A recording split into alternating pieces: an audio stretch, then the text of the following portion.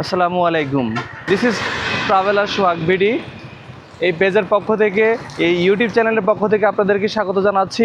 আর এখন আমি যাব হচ্ছে বারিশা থেকে নরসিংদী পর্যন্ত যাব। এই রাস্তার সম্পূর্ণ অভিজ্ঞতাটুকু আপনাদেরকে দেখাবো। রাস্তার খুব বাজে একটা অবস্থা, বৃষ্টির কারণে প্রচুর গর্ত হয়েছে, প্রচুর রিস্কি রাস্তা। এই রাস্তার সম্পূর্ণ অংশটুকু আপনাদেরকে দেখাবো। আপনারা সাথেই থাকুন, সম্পূর্ণ ভিডিওটুকু দেখতে থাকুন।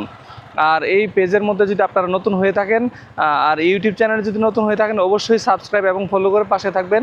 আর চলুন শুরু করা যায়।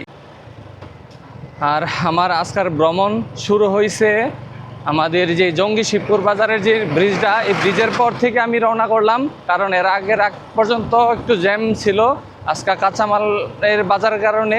যাই হোক, এর পরবর্তী অংশটুকু আমি আপনাদেরকে দেখাবো। আর এই যে আপনারা হয়তোবা দেখতে পাচ্ছেন যে রাস্তার মধ্যে দেখেন কি পরিমাণে গর্ত, সারাটা রাস্তা এরকম গর্ত হয়েছে। বিশেষ করে যারা মোটর সাইকেলে বিশেষ করে যারা মোটর সাইকেলে আসা যাওয়া করেন, তারা অবশ্যই খেয়াল রাখতে হবে এই গর্তগুলো। কারণ আপনার সামনের চাকাটা যখন এই গর্তের মধ্যে পড়বে, মানে খুবই বিরক্তিকর একটা ফিল দিবে, বড় ধরনের কোনো দুর্ঘটনা করতে পারে। এই যে দেখেন এখানে একটা গর্ত। এইগুলা খুবই সতর্কতার সহিত, বিশেষ করে রাত্রে যারা ড্রাইভ করবেন, মানে খুবই সতর্কতার সহিত এই রাস্তা দিয়ে যেতে হবে। এই যে দেখেন এই রাস্তার মধ্যে কি পরিমাণে গর্ত, হাই রে!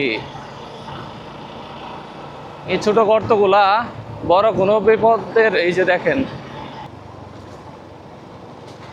এক একটা গর্ত মাঝে মাঝে 1-1.5 হাত পর্যন্ত আছে।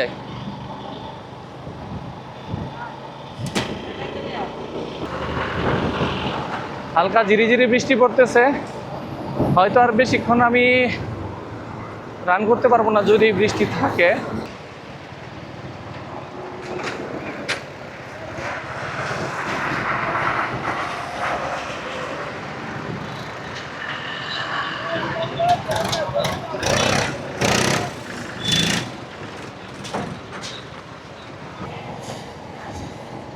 আচ্ছা, এই রাস্তার মধ্যে বাইক রাইড করার আজকে আমার সবচেয়ে বেশি বাজে অভিজ্ঞতা।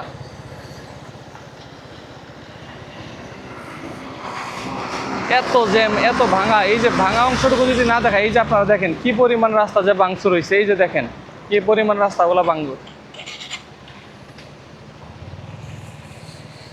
এই যে রাস্তাগুলোর অবস্থা দেখেন। এই যে একটা গর্ত দেখতে পাচ্ছেন যে কি পরিমাণ গর্ত হয়ে আছে। এই যে এরকম বড় বড় গর্ত, এগুলো আসলে ক্যামেরার মধ্যে হয়তো ছোট ছোট দেখা যাইতেছে। এই যে দেখেন এই পাশের যে কি পরিমাণ গর্তগুলা।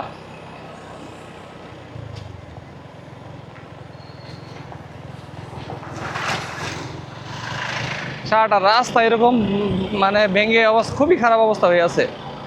এগুলো দেখার মতো, বলার মতো, কেউ কোনো ব্যবস্থা নিচ্ছে না।